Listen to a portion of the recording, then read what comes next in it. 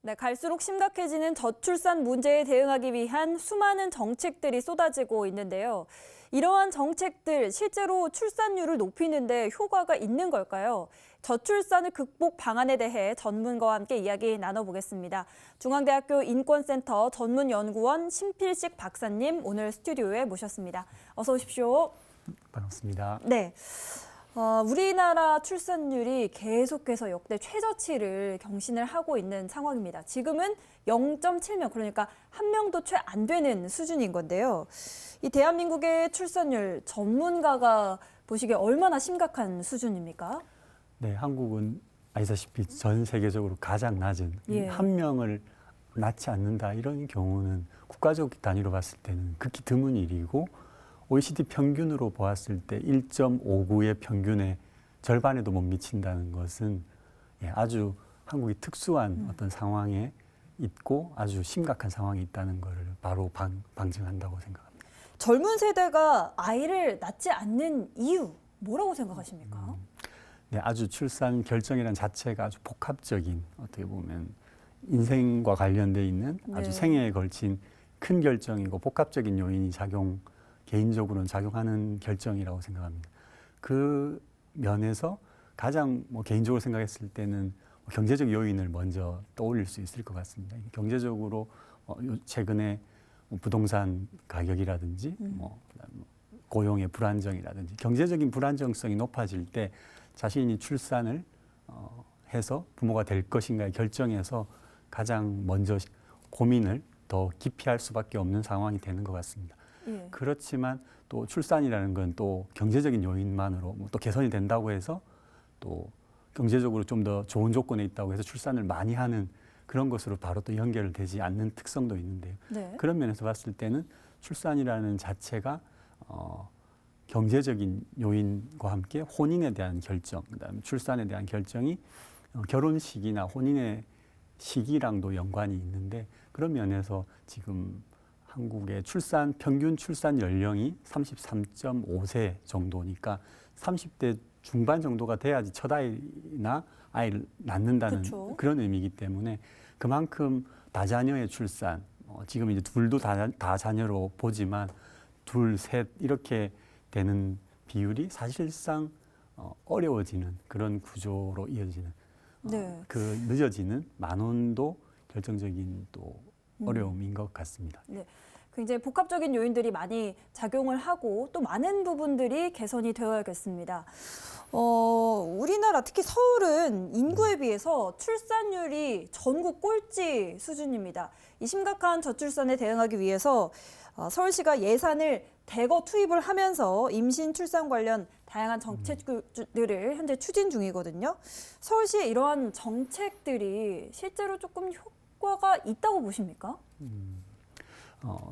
제가 관련해서 좀 서울시의 전체 출산율의 경우는 0.59 정도, 예. 한국의 이제 0.78보다 더 훨씬 낮고 가장 낮은 광역자치단체 중에서도 가장 낮은 맞습니다. 그런 수준을 보이고 있는데 예. 그 안에서도 과연 어떤 요인들이 서울 안에서는 작용할까 이렇게 살펴보기 위해서 구별로 좀 가장 그러면 우리 25개 자치구 중에 가장 높은 구는 어디고 가장 낮은 구는 어디인가 네. 이렇게 생각해 볼 때 가장 낮은 구가 관악구입니다.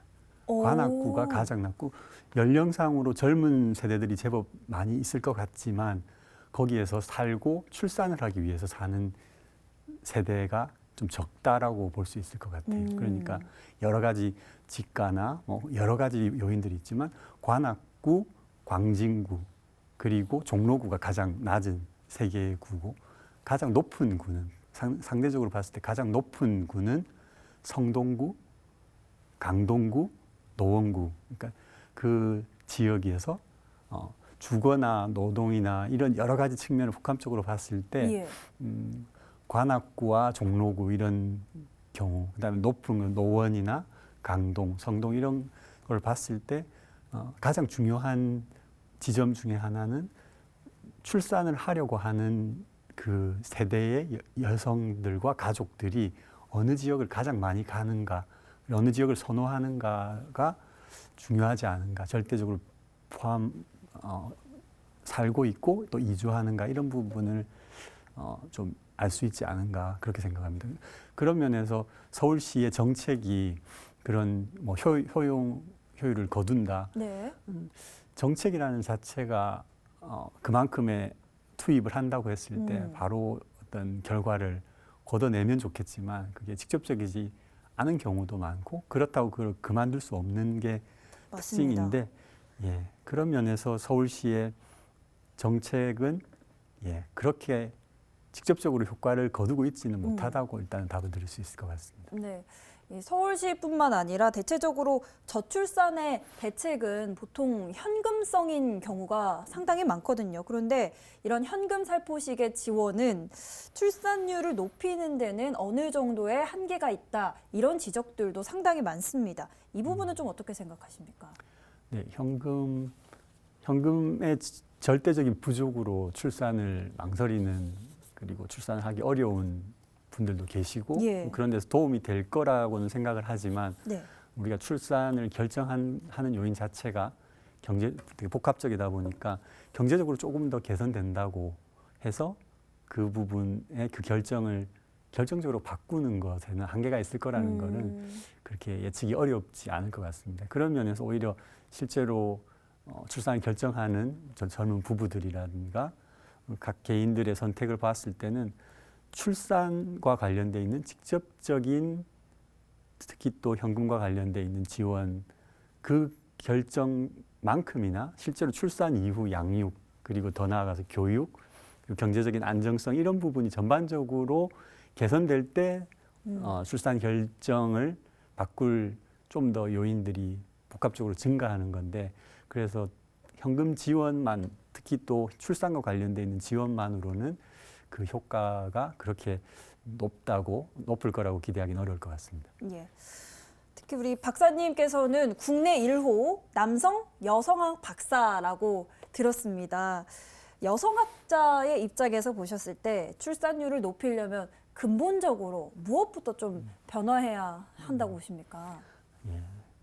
그 각자 자기가 관심을 갖고 있는 그리고 자기가 잘 알고 있는 관점에서 어떤 현상을 볼 때 다양한 답이 가능하지만 여성학과 또 여성학이 젠더라고 이제 남성과 여성을 다 예. 이렇게 함께 관찰을 하는 그런 학문으로서 봤을 때는 여러 가지가 있겠지만 딱 두 가지를 뽑자면 예, 성평등, 예, 성평등과 재생산 권리 여성들이 아이를 임신을 하고 아이를 낳을지 그다음에 또 건강하게 또 안정적으로 아이를 예, 낳아서 기르고 양육할 수도 있는 전반적인 그 권리 전체가 한국 사회에서 보장이 더 되는 게 여성의 재생산권이 아니라 남성까지도 재생산권 자체가 돌봄에 대해서 재생산권과 돌봄에 대해서 한국 사회가 더 지금보다 훨씬 더 많이 생각하고 많이 그 가치를 인정할 때 한국 사회가 더 살기 좋을 뿐만 아니라 출산율도 높아지는 그런 사회가 되지 않을까 생각합니다.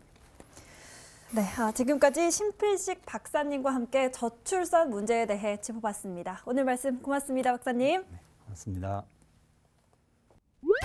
BTV 뉴스를 더 많이 보고 싶으시다면 여기 구독 버튼을 눌러주세요. 추천 영상도 누르면 바로 재생됩니다. 또 다양한 서울 소식을 보고 싶으시다면 휴대폰에서 가지 앱을 다운로드해보세요. 저희 BTV 뉴스를 시청해주셔서 감사합니다.